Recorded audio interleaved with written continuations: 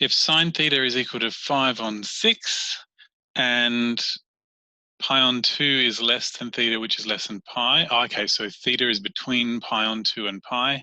Then find cos theta and tan theta. Okay.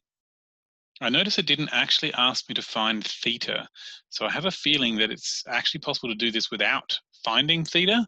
I could be wrong about that. We'll just give it a go. First, I think I'm just going to deal with this.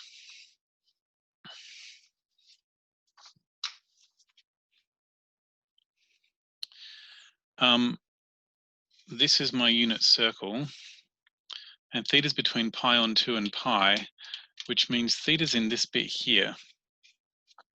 Because you start measuring here, and that's pi, so that's pi on 2. So theta's in here somewhere. The angle, well, technically the angle is the whole distance, but it finishes in this position here. Okay, so I do know cos is negative over this side, and tan is negative on that direction because it's the slope. So cos and tan are both going to be negative. It's going to be a little hard to figure that out, so I'm just going to figure out and like pretend there's another angle that's actually in this first quadrant, because then that angle would fit inside a triangle, and I could use the triangle to help me figure out sine and cos and tan for that, because triangles can be used to do that. So I'm going to say let alpha be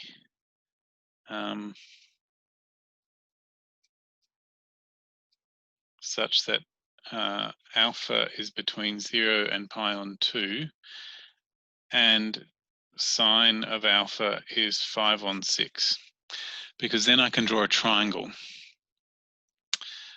So the triangle would be something like this. If this is my alpha, then the hypotenuse would be 1 and sine would be 5 on 6, because that's what sine is. It's the opposite side when the hypotenuse is 1. So it should be possible to figure out this side here, because Pythagoras' theorem will work, and sine would be that side, and cos would be that side, and tan should be the slope, which should be this divided by that. It just might be a little easier if I use a different triangle. If I multiply everything by 6,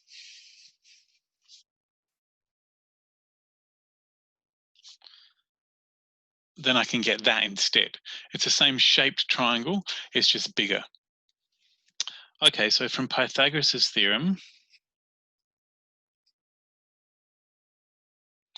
the missing side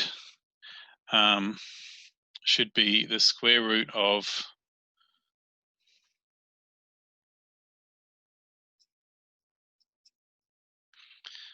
should be the square root of the long side squared minus the short side squared, which would be the square root of 36 minus 25, which is the square root of 11. Well, I don't think I'm going to get anything better than that. Okay, and so what that means is that if I divide everything by 6 now, I'll get 5, 6 back, and root 11 over 6 and 1 there. Okay, and so now cos of alpha is root 11 over 6. And tan of alpha was the slope of that line, which should be this divided by this.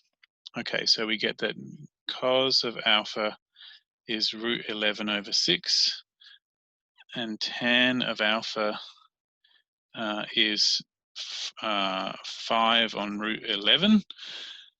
And so my angle is the same as this angle here. It's got the same value for sine, so it ought to have the same value for cos and tan as well. It'll just be negative because they're up in this corner here.